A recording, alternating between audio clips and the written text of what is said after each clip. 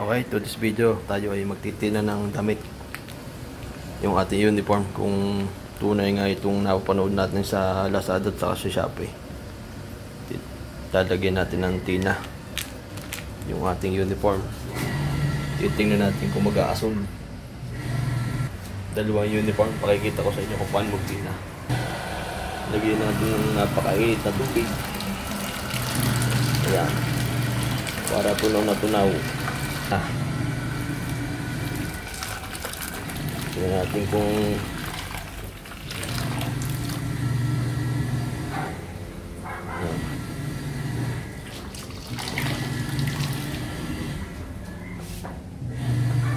ating palalamigin na konti, haluin at titikman. Okay, ilagay na natin kung tunay nga.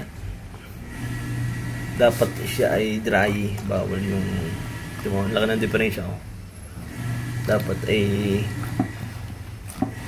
dry siya, bawal basain ng tubig na malamig. Dapat ay mainit para sure na ang kulay ay pumasok. Okay, yung isa naman, ito naman yung pangalawa. Ayan, tingnan natin kung tunay.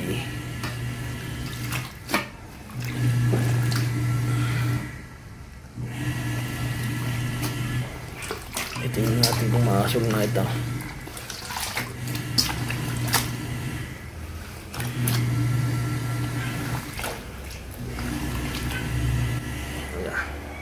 Okay, hintayin natin matuyo.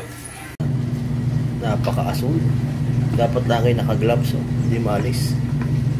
Ayos.